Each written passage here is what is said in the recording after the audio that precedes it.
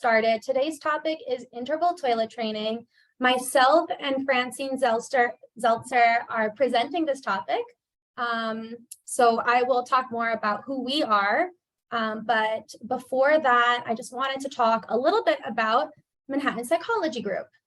We've been established since 2011, and since then we've become a multidisciplinary team of over 200 psychologists, neuropsychologists, BCBAs, and special education teachers. We provide wraparound care, including psychological services, testing, ABA, and educational services. On the screen, you can see all of the different therapies that we do provide. And that goes for virtual sessions, in person, in our center on the Upper West Side in Manhattan, also in the greater New York City metro area across all 5 boroughs. So we have clients all over in all different settings: homeschool, clinic, community. We also have social skills groups. So just wanted to share a little bit of who we reach out to. We have private pay clients, commercial insurance ABA clients, and then Department of Ed students who are receiving services, ABA and educational services with us, usually with board certified behavior analysts, also special education teachers for those. Lakin, our recruiting specialist, is going to talk more about the opportunities with Manhattan Psychology Group if you're interested. So stay tuned, hang out for a little bit after the webinar, and Lakin will talk to those of you who are interested. Our mission is to provide multidisciplinary integrated support for individuals and their families who experience various challenges, psychological, developmental, and educational challenges. And our vision is to create a future where individuals and their families feel empowered, connected, and supported.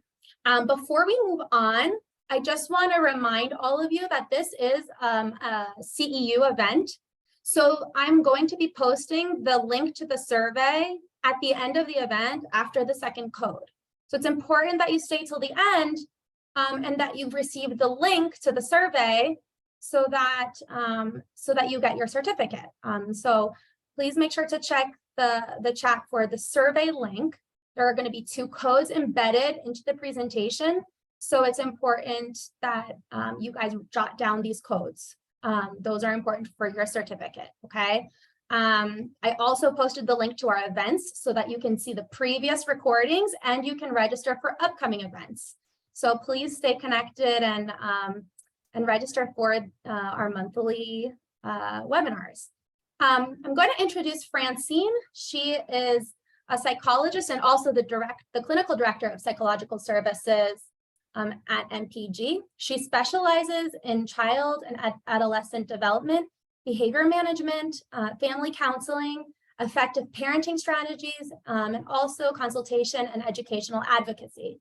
She's published several articles on toilet training specifically, and she is considered an expert in the field. Francine. All right. Hi, everyone. Good evening. It's so good to be here with Kristen. So Kristen is a BCBA and an LBA. She's a clinical supervisor here at MPG, and she has over 10 years of experience toilet training children of all ages. Kristen specializes in verbal behavior intervention and tutoring through ABA. And we are both really excited to be teaching you guys tonight about toilet training. Thank you so much, Francine. All right. So a little bit about what you're going to get from today's webinar.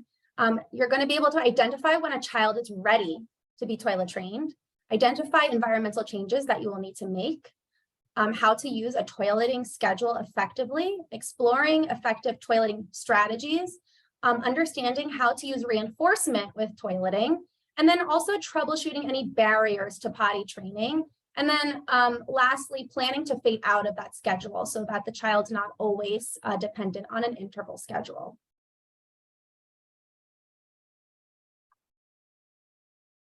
So how do we know that they're ready? There are 2 things that we're looking at.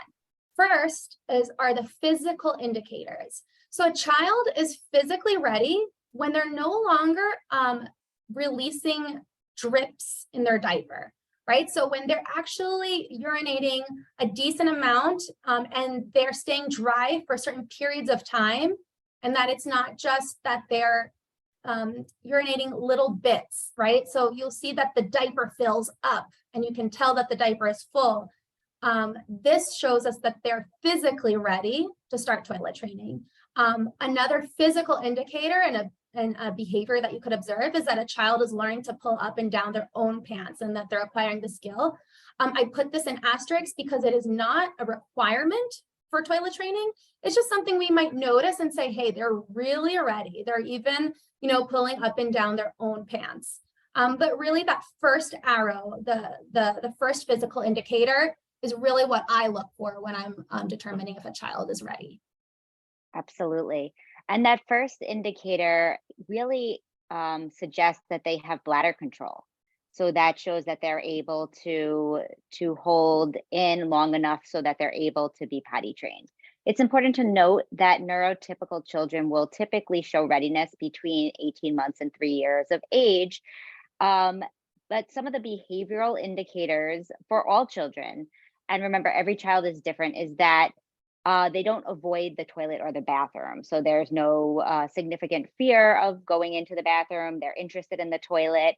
We want to actually work on prerequisite skills before we start potty training. So sitting on the toilet and tolerating sitting on the toilet is a prerequisite before actual toilet training. So if a child is fearful of sitting on the toilet or unable to sit on the toilet, that's something you want to practice and train prior to starting potty training. Lastly, again, this one also has an asterisk, a child's acknowledgement or awareness of being wet or uncomfortable can be an indicator, but it's not necessary for that to occur before you start training. This is our first poll question. The question is, a child must show discomfort when being wet before initiating toilet training. So what do you think? Is that true or false? I'm going to wait until about 80% of you respond.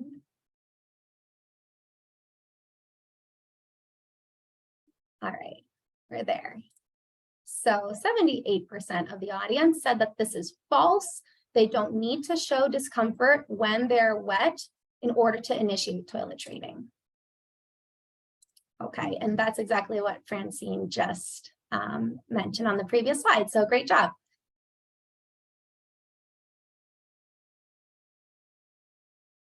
All right, so why are we potty training children? So there are many benefits to potty training or toilet training, and the number one being increasing the child's independence. We want to promote independence in children, of children of all ages, and many children need this skill of toilet training in order to attend certain schools for school placement, to participate in certain activities or extracurriculars, and also to be able to participate in various social opportunities, to go to different play places, to go out into the community. Having the skill of knowing how to use the toilet will allow children to access many more opportunities and events. And then there are benefits also to the parents. Parents that have children who are able to use the toilet no longer have to change diapers, which takes a lot of time and requires certain environments so that it's clean enough to change a diaper. And also there are significant financial benefits where families are saving over $1,000 a year because they're no longer purchasing diapers or pull-ups.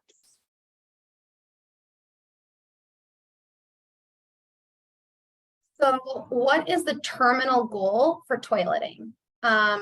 Really, we want children to be able to utilize the bathroom during waking hours without a schedule, right? That's one of the first terminal goals.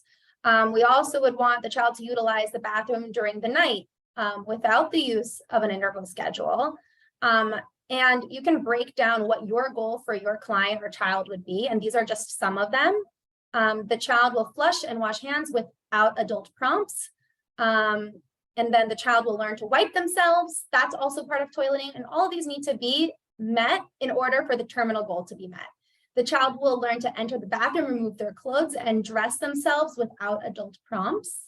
So it's fine during instruction if a child needs support throughout all of these, but the goal should be that the child can do 1 through 5 to be considered completely toilet trained. And also remember age appropriateness, reminding kids to use the bathroom during natural transitions is okay. That doesn't mean that they're not toilet trained. That just means that they're kids and we're reminding them to use the bathroom. Some parents also like to just keep those visuals in the bathroom for washing hands, and that's okay. But really we want to make sure that the child is dry during the day and eventually also during the night, which comes secondary. But these are really all the components to the terminal goal. And as you know, when you're writing terminal goals, you're looking at them as these long-term objectives and you're breaking them down into benchmarks or short-term objectives. So when working on a toileting goal, the long-term objective will look something like the client will use the bathroom for urination during waking hours on a 2-hour schedule with 0 accidents across 3 consecutive days. So that means that with every 2 hours, they're not having an accident, and for 3 days that they're accident free. But how do we get to those full 2 hours? And that would be those short-term objectives or those benchmarks. So we're going to start with, let's say, a 15-minute interval or 30, and then we're going to increase to 30, 45 minutes, an hour to an hour and a half, and then an hour and a half to 2 hours. And remember, this is just an example of what the goal would look like.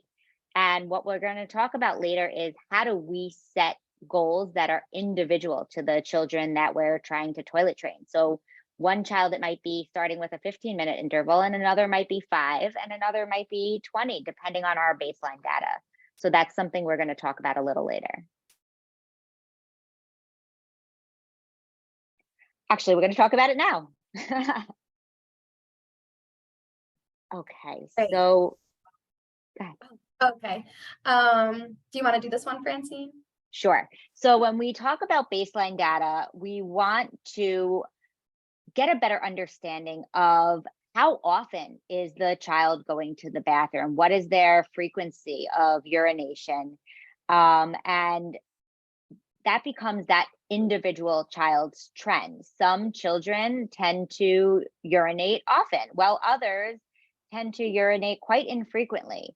So what we want to do initially is whoever's collecting the baseline data, whether it be the parent or the therapist, we want them to have a data sheet. And we want them to collect data over 3 consecutive days, because by using 3 consecutive days, we're able to identify trends over time and determine whether the child's bathrooming behavior is an outlier or that's their typical trend. What we want to do during baseline is we want to leave them in their diaper and allow them to go about their daily activities.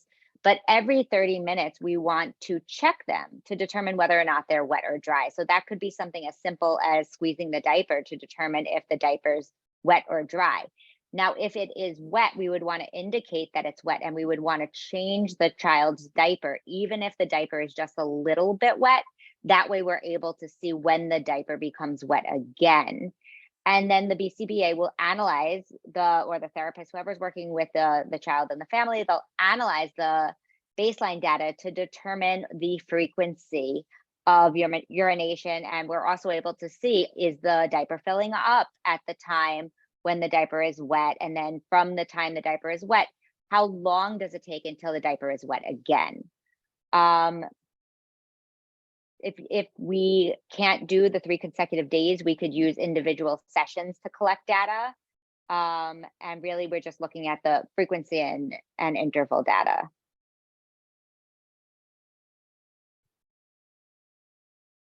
Perfect. So spontaneous bathroom initiation analysis. That sounds like a mouthful.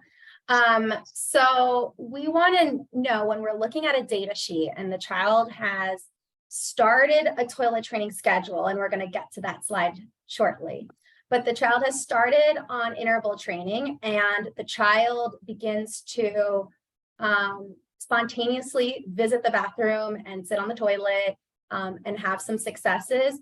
We want to record those moments, and I'm going to show that to you on the data sheet, because when we see that the frequency of spontaneous bathroom visits occur, We can also make a decision to increase the interval durations, so that the child doesn't become dependent on our interval.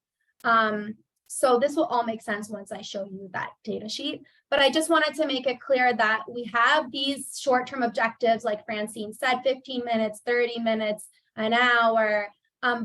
However, we can also make decisions based on the child's behavior, and they might teach us when they're ready to move on based on their spontaneous visit to the bathroom. And that's also where reinforcement comes in. So we're going to get to all of that right now. I think one of the biggest surprises that I have found is that many parents are shocked by how infrequently their child is urinating when we're, actually monitoring the data, because they just assume because that whenever they check the diaper is wet, that the child is urinating all day. But with the checks, interestingly, they find that they're not urinating as frequently as they would think. So we talk about common myths. Some of these common myths that parents and therapists tend to believe is that the child needs to be aware of themselves either being wet or having an accident. And that's not actually true. Child awareness is not something that we could reliably observe or determine, and it's not crucial or important for successful toilet training. So we can actually, in fact, train a child who may not be aware that they're wet or may not be aware that they're having an accident. Another myth that we often hear is that the child is not uncomfortable when they're wet, so they must not be ready, or they don't really seem ready, they're not interested. And while it is helpful for them to have that discomfort when they're wet, it is definitely not critical or necessary, because we're teaching them a life skill. So we're teaching them the skill of what the correct response should be, and then we're reinforcing that newly learned skill of going on the toilet. And when we provide reinforcement, we know that we're likely to see an increase in the new behavior that's being reinforced. Accidents will occur, and that is completely normal. And that's why the data that we're collecting is so important to guide our decision making during the toilet training intervention. Some of the things, go ahead. I was going to talk about the environmental changes. If a child hasn't had success in the past, and they've tried toilet training with another therapist, or the parents have tried, you might want to consider keeping the child close to the toilet during the beginning phases of toilet training. So there might be like a small area of the hallway where you can put some toys or a table with art activities, so that the child has a reason to stay very close to the bathroom. And that's to plan for responses to accidents, and you can catch those accidents faster and get them into the bathroom.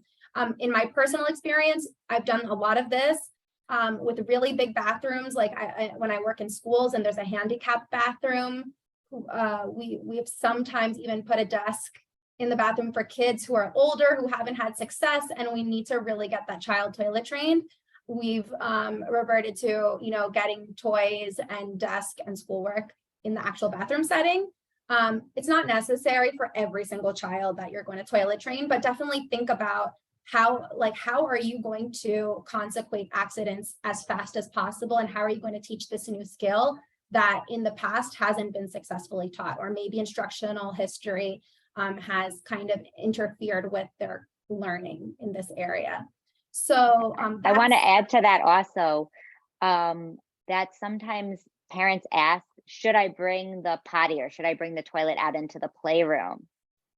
And Kristen and I were talking about this a lot before the training, that the answer to that is no, right? Whenever possible, we want to train the child in the bathroom. We want to bring the child to the bathroom, not the bathroom to the child. So yeah, we're bringing the child into the bathroom. It's better to have the child near the bathroom than bring the small potty to the child in their playroom or their bedroom. That's not really teaching them the steps of being toilet trained. If the child is small and cannot reach the toilet, you want to have a step stool so that they're as independent as possible. They're stepping up, they're getting to the toilet.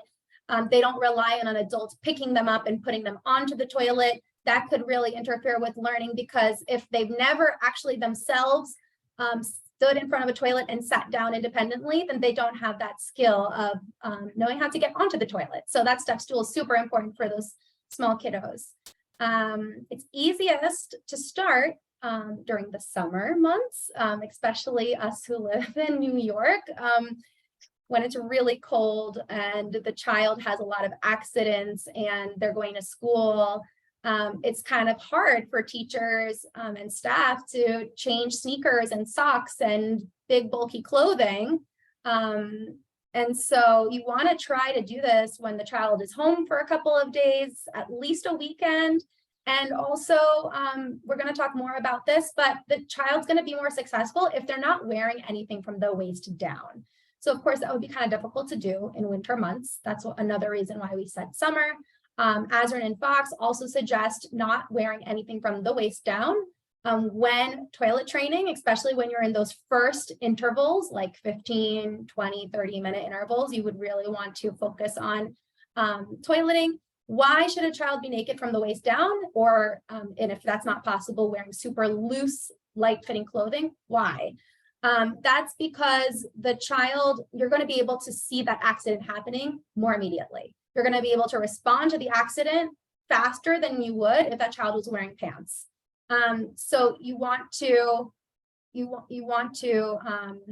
help that whole procedure. You also want to make sure that the child doesn't feel some comfort as they feel when they're wearing diapers. That pressure that the diaper gives them, if they're wearing tight clothing or a tight underwear, that might signal to them that it's okay to urinate where you are. So if they're not wearing anything, that's a signal, and through experience, they're going to learn that that's not as comfortable, and that, there are intervals where they're going to go to the bathroom and they're going to start to gravitate towards those intervals, if that makes sense. So their behavior is going to be, and of course, because of reinforcement also, but all of this is going to help the child be more successful. Francine, do you have anything else to add to? Yeah, I agree with you completely. And I think parents are often very eager to put their child in underwear, especially if the child is motivated by certain characters that might be on the underwear. But I encourage parents whenever possible to really work naked from the waist down, or at least in loose clothing, because that underwear will mimic the sensation of wearing a diaper, which is very confusing for children in the early stages of potty training. Especially those training underwears that are extra padded and so comfy, they kind of feel just like a diaper. So it's hard. And obviously the pull-ups, a lot of parents already they bought the pull-ups. They said, my kid's already wearing pull-ups and they're all excited about it. And it's your job to kind of tell them, hey, we're going to try it a different way. And this is why. So when you're starting a new schedule, you want to start, like Francine said, with observing how the child is before you started during baseline. We typically start at a 15 or 20-minute interval, and we're taking that child every 20 minutes or whatever the interval is. We're taking the child every X minutes. We're increasing the liquid intake. This is going to allow for the child to have more opportunities to urinate, and it's going to give you more opportunities to teach. If the child's not drinking enough, there's less teaching opportunities.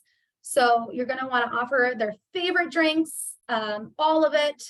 It can be chocolate milk, juice. This is very exciting. They're going to have free access to all the things that they love drinking. If they don't like to drink too much, then you're going to offer things like ice pops, and whatever else you can get the child to consume that is liquid. Some kids only drink water or don't drink water. Whatever it is their choice, you want to offer that. Sometimes, if the child's not drinking a lot, you can offer something like potato chips and makes you thirsty, so then you'll start drinking more. And just try different ways to increase motivation to drink, and drinking will cause more urination and therefore more opportunities to teach. You want to decrease other demands, especially when you start toilet training. You don't want to be going to the toilet every 15 minutes and then doing intensive instruction in between. Keep it light, let the child, this is totally new for them. And you want to put everything else kind of on pause while you're toilet training. And the idea is that this moves quickly. You're not toilet training for months on end. You should see progress session to session. And you're putting things on pause. That's a temporary situation. It's not that the child's going to lose learning. They're going to learn something that's going to change their lives, being toilet trained, and it's going to give them more time to learn new things once they're done with this. Create a criterion for fading out of the schedule. So know when you're moving from 15 minutes to 25 minutes. Plan this out. For me, I personally do, okay, once the child has urinated 3 consecutive times in the toilet, and in between those, there were no accidents, I'm going to increase X minutes. Maybe it's just 5 minutes, maybe it's 10 minutes, could be 13 minutes. You're going to choose, and you're going to analyze and see if the data shows that the child's continuing to make progress and change as you go, as you need to go. But make some criterion that you can follow and that everybody's aware of on the team so that everybody can make those decisions in their sessions. Right. And like Kristen said, this starting of the toilet train is very short term. We're really doing these things just the first few days until they start building some momentum and having success and progress. So we are putting everything else on pause. And something I've often seen is parents will say, well, he only really drinks a lot out of a bottle, or he only really drinks a lot out of a sippy cup, and we're really trying to not give it to him or only give it to him at certain times of the day. During phase 1 of potty training, give the bottle, give the sippy cup. You don't want to reintroduce something you've already faded, but if it's something that's still in the life of the child and it's something that's going to increase their fluid intake, allow them access to it while in the initial stage of potty training. All right, Kristen, you want to tell us about the procedures? So procedures, you're going to set a timer. Okay, so you arrive at the child's house or the child arrives at school, you're setting a timer. Well, I would first take them to the bathroom before you start the timer. So take them to the bathroom, then you're going to start the timer. Okay, you start the timer, say it's 30 minutes. You're watching the child very closely. They're probably naked from the waist down, so you're watching to catch any accidents that could potentially happen. It says wearing light clothing, but preferably that's like the second option. They're either naked from the waist down or they're wearing very loose light clothes. Okay, this is so that you can be more aware and respond quickly, and also for them too. So you're going to then, when the timer rings, take the child to the bathroom. This could also, maybe not in the first couple of days, but eventually this could be an opportunity for you to teach the command for bathroom. This could be a sign, this could be a vocal command, this could be a peck, right? But you can just physically prompt or vocally give an echoic prompt for the child to say the word or communicate the word bathroom or potty only if it's a younger child. We don't want to teach potty to 10-year-olds. And have them verbalize that they are going to the bathroom. So those are the first 2-3 steps, okay? You're bringing the child to the bathroom. The child removes their own pants and sits independently, okay? If the child is not yet doing those things, you're going to help them. But if the child is capable of doing it, you're going to give minimal prompts. The adult is present in the bathroom or near the bathroom, but is neutral and not entertaining and engaging with the child while they're in the bathroom. The child's going to sit for up to 5 minutes on the toilet. An adult is waiting. The adult is there to supervise and to make sure the child is safe. They're attending to any sound or sight of the urine trickling. You could sit on the floor or on a chair and wait for the child, but you're not doing hand games and singing songs and playing with the child, hugging the child. You're letting that child experience what it is to use the bathroom as independently as possible. And doing all of those other things could reinforce the absence of urinating. You want to be very clear what the objective is. So that's why I say the adult is present but neutral. You're not there for entertainment. You're not there to make this super fun. You're really there to supervise and be waiting for that success so that you can reinforce immediately. There are two things that could happen. If a child urinates, you're going to provide immediate reinforcement, not while they're urinating, when they're done urinating. Provide reinforcement, preferably once they've stood up and pulled their pants up, but you could also do that right after you hear the finishing of the urination in the toilet. You're gonna avoid praising and reinforcing mid-pee is what I put here on the slides. So make sure you wait for the child. You don't want to startle them or cut their urination and they don't finish because you got so excited. Be sure to let them finish. So that's the success, right? They peed in the potty, you caught them in an interval where they're going in the toilet, they get reinforced, it's super awesome. They want it, it was a great positive experience. And that reinforcement is going to increase the likelihood that this behavior occurs again in the future. If the child sat for 5 minutes and did not have a success, you're not going to give a verbal consequence. You're not going to give them reinforcement and say, oh, you can have the M&M because you tried. I love how you sat for so long. No, there's no reinforcement for just sitting. That has to be clear. There is no social attention either. This should just be a non-event. They sat for 5 minutes, nothing happened, and therefore nothing happened. So you're not going to make this like super fun and do other things to make this confusing. Make it very clear that peeing on the potty is a party and sitting there and not peeing is a non-event. So respond to the child in that way. Anything else, Francine?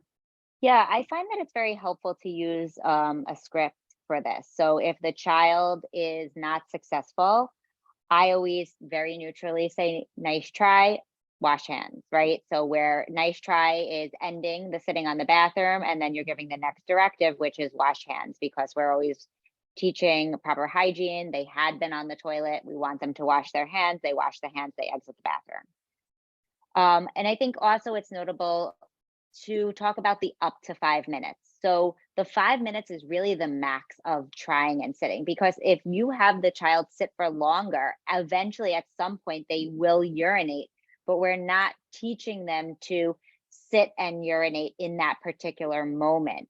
So I would say it's really about 2 to 5 minutes. That's the appropriate window. And what I say to parents or families that the child is either in distress or restless when sitting, to think of a activity. I like counting to 100 or singing the same exact song every time, or using Spotify or some music app on your phone and playing the exact same song every time they sit. That is about 2.5 minutes long, so that they have a clear indicator of the beginning and the end of the sitting interval. So they know by the time song XYZ is over, if I have not urinated, I could get off the toilet and go out. And that song or that activity becomes much less reinforcing, because you're doing the exact same thing every time.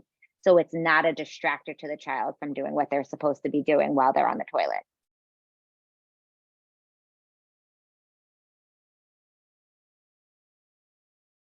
You're on mute. Thanks. This is the second poll question. The question is, as soon as the child sits on the toilet, provide reinforcement. So is this true? Make sitting on the toilet a reinforcer, or false? Reinforcement should be immediately after voiding in the toilet. What do you guys think? True or false?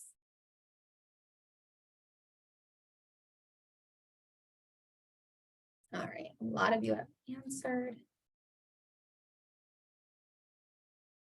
And about 93% of you have said false, and that is the correct answer. You are reinforcing after the child voids, not after they sit.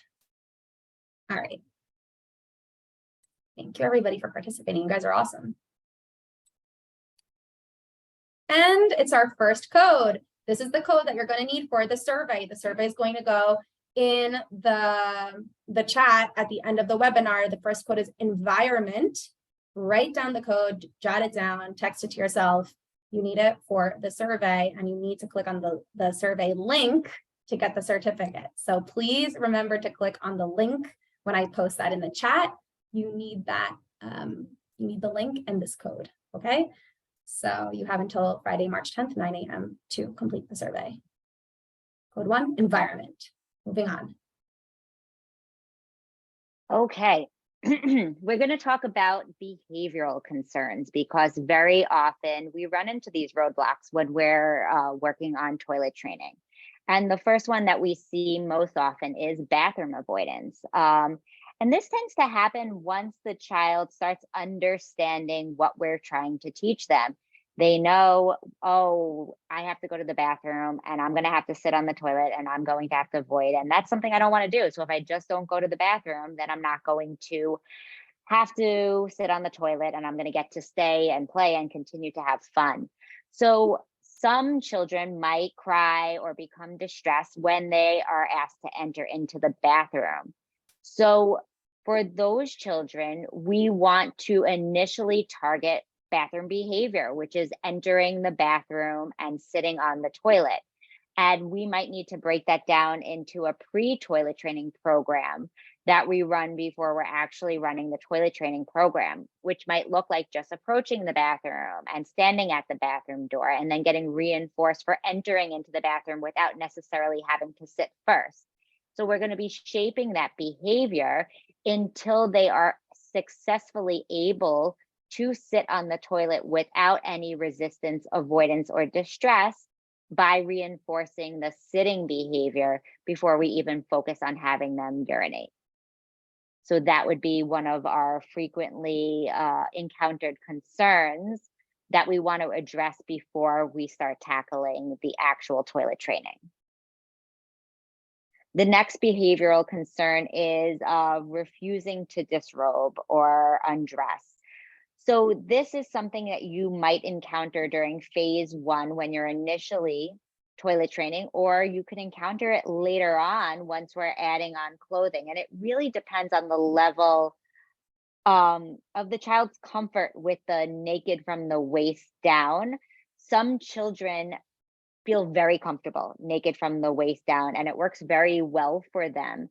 And other children really feel very uncomfortable with it. It's unnatural to them and it causes a lot of distress. So with those children that are not comfortable naked from the waist down, we do recommend loose clothing. I would just say a loose pair of shorts and nothing else. No underwear under the shorts, nothing tight fitting. If you don't have shorts, or if some children are distressed about wearing short pants, it makes them feel uncomfortable, loose fitting pants would work fine too.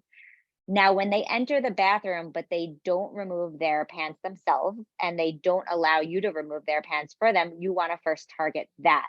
And that's also a skill that you could work alongside the physical therapist or the occupational therapist if that's a physical or a motor goal that they're working on, removing and pulling up and down their pants and then shaping that behavior first before we start working on the toilet training. Because in order to be independently toilet trained, a child needs to be able to pull down their pants and then get themselves onto the toilet so that they're successfully able to use the toilet without urinating on themselves or on their clothing before putting their clothing back on. And then another one is that avoidance or escaping from the toilet. And that's really for the kids that you're able to get into the bathroom. They might love the bath, they might love the sink, they might not have any issue being in the physical room, but they have a lot of discomfort or really don't enjoy sitting on the toilet. So we want to shape the sitting on the toilet behavior, and that's when we start introducing the interval and how do they know how long that they're going to have to sit on the toilet. So if a child really likes doing the alphabet, we could use the alphabet and say we're going to do the alphabet 3 times, or we're going to count to this number, or we're going to sing this song. And that's how they're going to have a predictable beginning and end to their sitting. And it could be the adult that's doing the counting or that's doing the singing. It doesn't necessarily have to be the child, but we want to give the child an indicator eventually of how long they're going to have to sit. And we start doing this really by just getting them to sit, even if it's just for a few seconds. And then we're gradually increasing the interval until they're sitting without any type of escape behaviors for the full 2 to 5 minutes.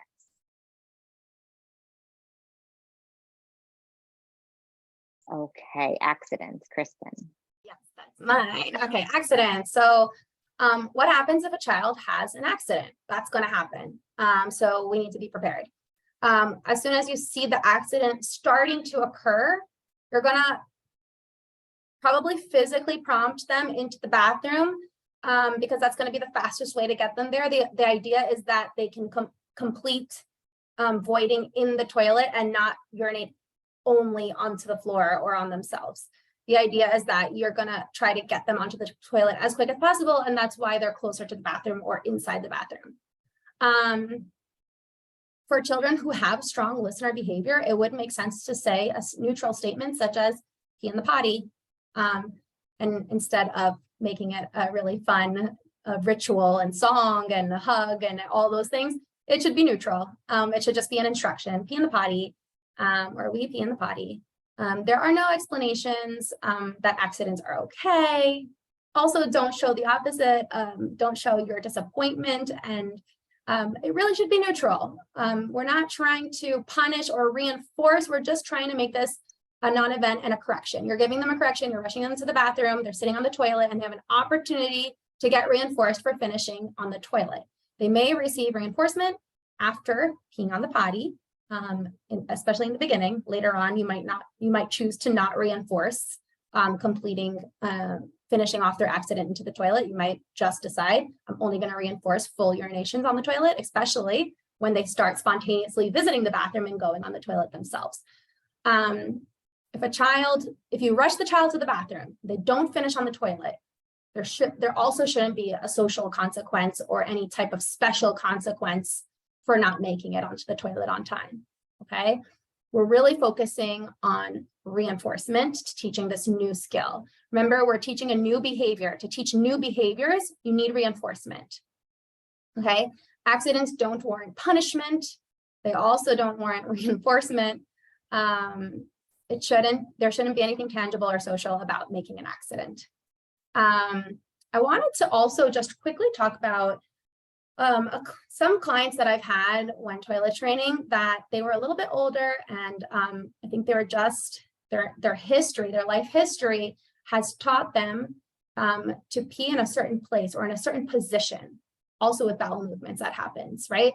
So some therapists have come to me, and I'm thinking of one specifically who said, Kristen, he's purposely having accidents. We just left the bathroom and he pees, and he's doing it on purpose. And I'm like, okay, let's really look at this. And is he doing this on purpose, or has he never peed in this hole, right? Has he never put his bare bottom into this hole and released his urine into a toilet? Is this so brand new to him that he's actually holding it, not to ruin your day, but he's holding it when he's on the toilet because that's what he's done his whole life, and he's already 7 years old or 6 years old or 5 years old, and he's never done it another way. So yeah, it's going to take a little bit more of your perseverance and your follow through and catching those intervals, making the right intervals for this child. But they're not doing it. They're probably not doing this to ruin your day or to be spiteful of the plan. They have no idea that that's what they're supposed to do. So you're trying to catch a couple of moments in their lifetime where they actually do release into the toilet, and it's going to be the best thing they've ever experienced. So just want to let you know, because I think I also saw some questions in the Q&A, but I've definitely experienced this several times. I'm sure Francine also has. Yes, that's a little bit about accidents. And I've been talking about reinforcement. Most of you are BCBAs, so you know what reinforcement is, but just so that we can apply this to toileting, positive reinforcement is a stimulus, and we're not going to define which stimuli those are. It's a stimulus provided contingent on a behavior. What's the behavior we're talking about? Urinating, voiding in the toilet. That will increase the likelihood that a behavior will happen again in the future. So we are increasing the likelihood that peeing in the potty is going to happen in the future. Sorry about that. It's okay. So the alternative behavior, which is peeing in your clothes or peeing on the floor, is not getting reinforced. So if you're thinking about matching law, right, there are two choices, there are two behaviors. The child's either going to pee in the toilet or pee on the floor or on the bed or on the sofa.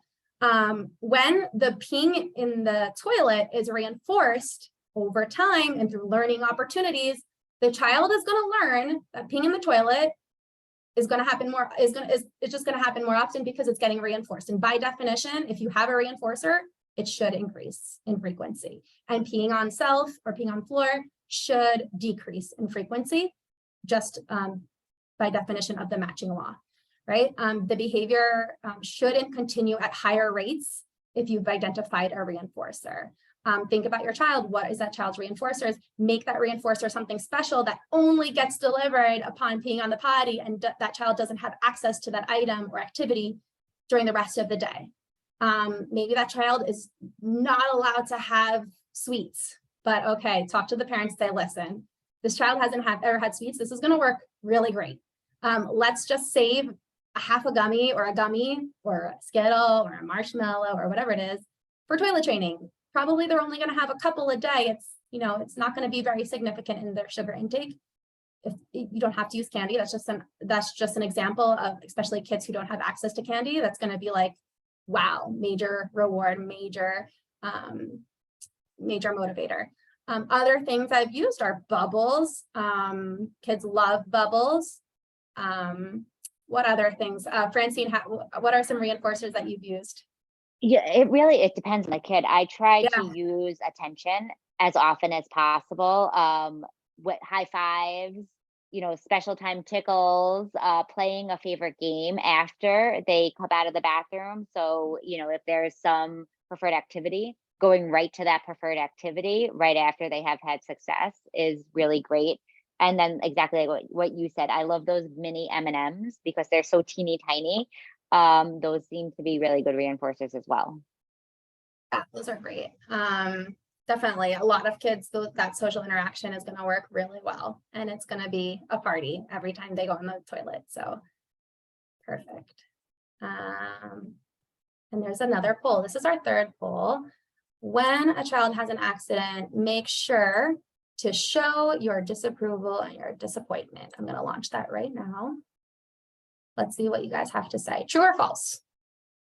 You need to show your disapproval. Is that true or is it false? Well, 98% have said false. So thank you everybody for responding. I love that all of you are participating and so into this. I see the Q&A box growing. I think we're going to have to respond to some of these questions on social media just because I want to get to all of them. Perfect. All right, we're going to move on. Okay, so we're going to talk about accidentally reinforcing, which is something that happens more frequently than we hope, but we want to try to avoid that because sometimes something might happen that is naturally occurring that might actually reinforce the accident rather than reinforce the behavior that we're working towards, which is avoiding in the toilet. So what might be happening? What might be occurring in the home or in the school environment after an accident occurs? Often parents rush the child to be cleaned and they get to take a bath. And many children love taking a bath. So if they're getting a bath right after an accident, that's actually reinforcing the accident. The attention, a child being picked up, a child being yelled at.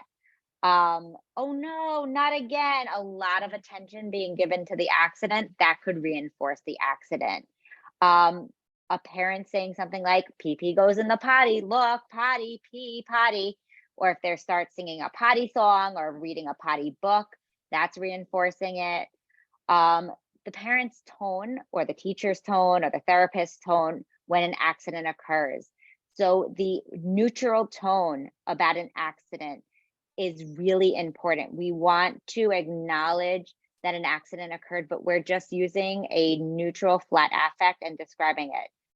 You had an accident, P has to go in the potty, right? We're not getting overly excited. We're not giving it a lot of attention. We're very matter of fact about what happened when the accident occurred. And then what ends up happening with cleaning up the accident. So is the child involved in cleaning up the accident and that seems fun to the child? Is the child given an iPad or a favorite toy to entertain the child while the parent cleans up the accident? So we have to be very cognizant of what we're doing when an accident occurs to avoid that situation from reinforcing the accident, not actually the behavior that we're working towards. So this is what like a sample data sheet would look like when we are in a potty training phase. If you could see here, we're on a 20-minute interval and we're recording. So we sat down at 4 o'clock. Nothing happened. The child was prompted. We sat down again at 4:20. There was urine, and that was an accident. So I guess they didn't make it to sit down at the 4:20, and they had an accident. They were prompted to the bathroom. Again at 4:40, nothing happened. And then at 5 o'clock, they had success with prompting. And then shortly after that, at 5:20, they had a bowel movement. That was an accident. So you see how you can record, you want to record what actually happened, nothing, a bowel movement or urination. Was it an accident or a success? Because remember, urine or a bowel movement can occur in the correct or incorrect place. And then you want to indicate whether it was prompted or spontaneous. Spontaneous means that the child indicated or went on their own. So the child might point to the bathroom. That's a spontaneous, even if they need some support along the way, especially in the training phase. And when we talk about criterion, I love the rule of three consecutive successes, and then we would increase the interval. So we might go from 20 minutes to 30 minutes or 20 minutes to 25 minutes, depending on the child's baseline. And then here is that 30-minute interval where now we're doing half an hour and we're taking similar type of data.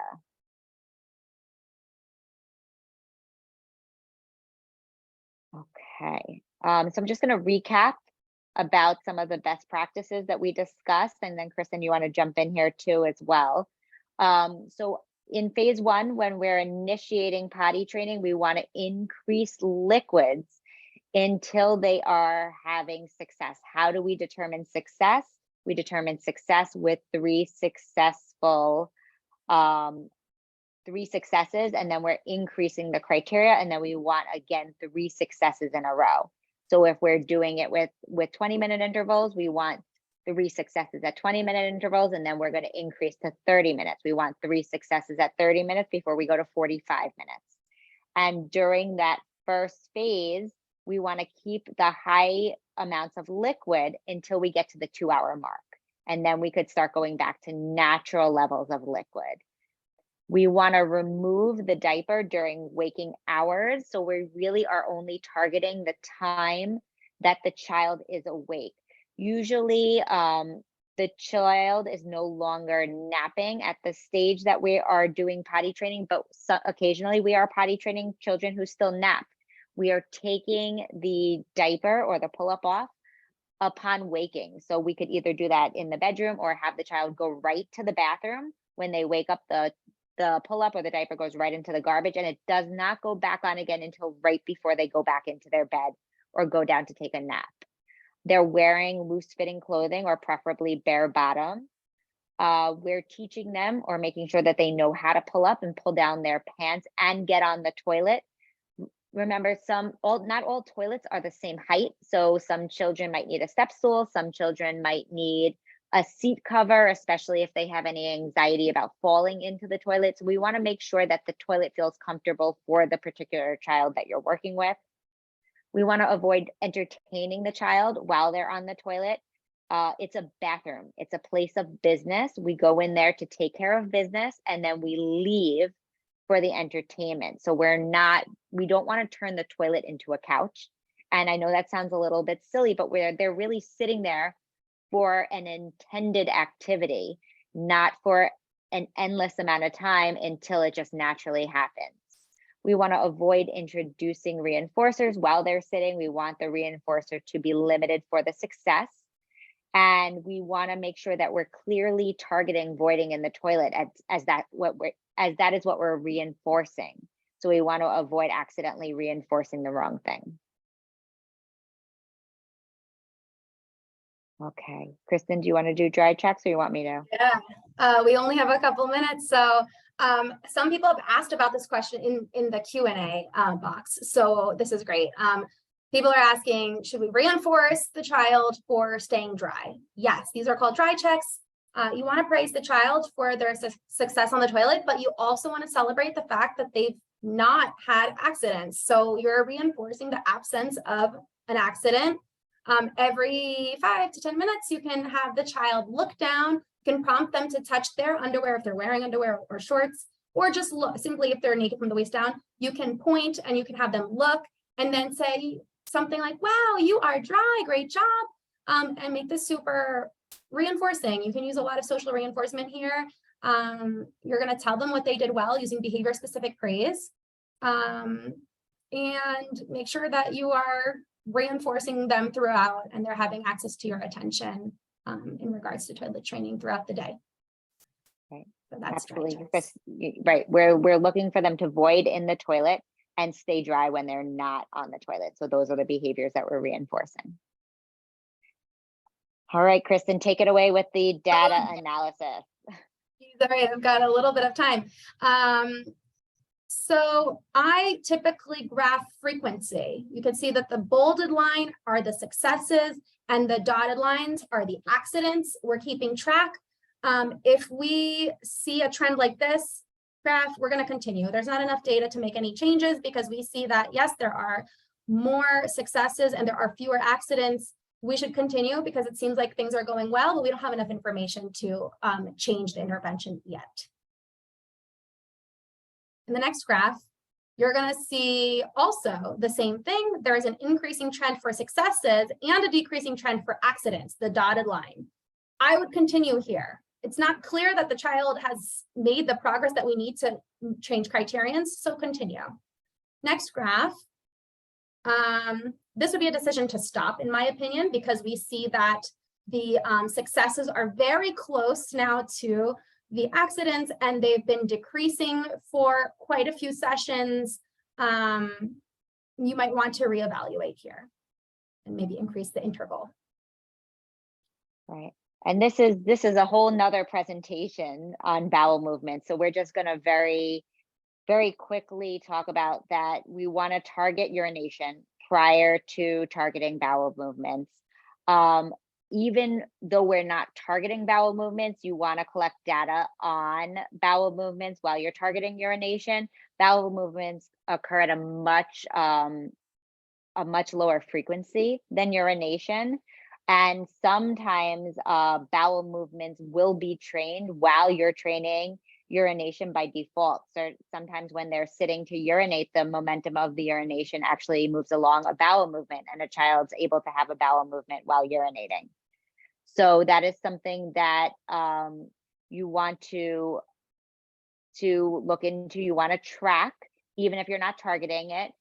Before we start targeting bowel movements, we want to ensure that the child is regular. And if they are irregular, we want to address any issues with constipation before initiating bowel movement training, because that could become a bigger challenge and lead to withholding if the child experiences any kind of pain or discomfort when trying to pass a bowel movement. We also, have to address the fact that some children are accustomed to having bowel movements in certain positions like squatting or standing, and that is something to take into consideration when working on bowel movement training.